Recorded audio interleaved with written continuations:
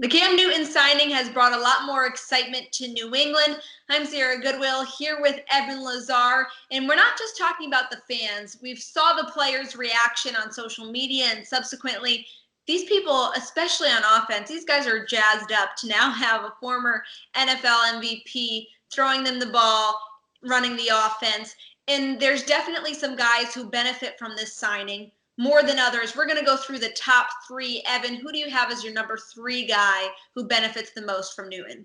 Well, as you were breaking that down, Sierra, I actually changed my answer, and I'm going to go with Mohamed Sanu, who's been out there already with Cam Newton working on the practice field. And the biggest reason why is because Sanu's route running and ability to create separation with his route running when he's healthy is exactly the type of offense and type of player that the Patriots need at that X receiver position or that outside receiver position. Because if you watch Cam Newton, there's two routes that he loves to throw, the slant and the comeback. And you need somebody that has the ability to get open on those types of routes, on the type of concepts that the Patriots are probably going to install, things like RPOs and things like that. There's a lot of slants involved in those concepts. And I think that Sanu might be the guy. You look across the board and you say, okay, it could be Edelman from inside the slot running a slant. It could be Sanu from outside running a slant. But is Nikhil Harry really the slant guy? Is Jacoby Myers really the slant guy? Probably not. So they're going to have to get somebody that can run that route consistently, and I think it will be Sanu.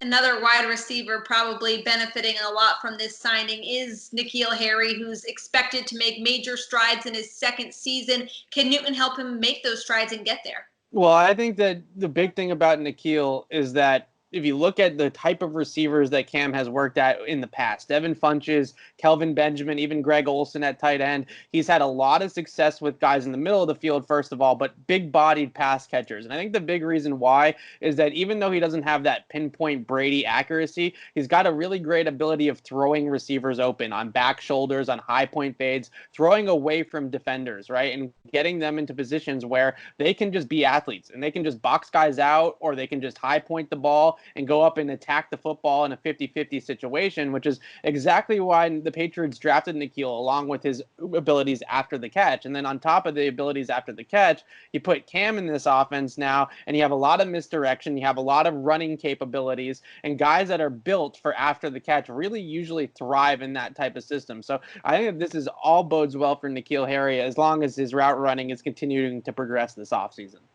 And the number one player who benefits the most from the Newton signing, in your opinion? Well, I'm going to kind of go with two here because I wanted to get James White into this discussion as well, because I'll just quickly point out with White, Christian McCaffrey has led the NFL in both receptions and receiving yards since he entered the league in 2017. Most of those throws coming from Cam Newton. So Cam realized later on in his career that checking the ball down to the running back isn't the worst thing in the world to do sometimes, right? So he realized that. They got McCaffrey super involved in the passing game there in Carolina right away. And I would assume that guys like James White and Rex Burkhead will really thrive from that as well. But I think Sony Michell is number one.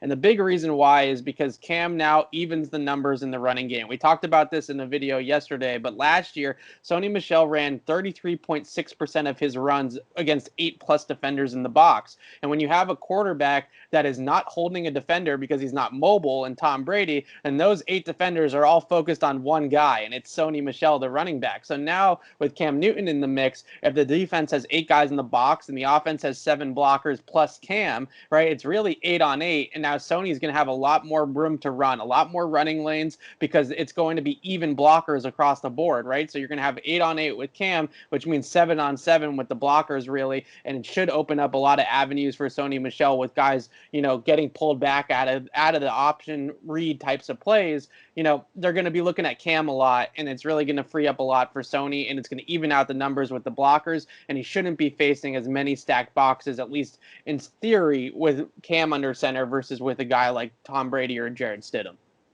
Well, for all the rest of our New England Patriots coverage, you can find it on our website at clnsmedia.com. And don't forget to subscribe to our YouTube channel at Patriots Press Pass.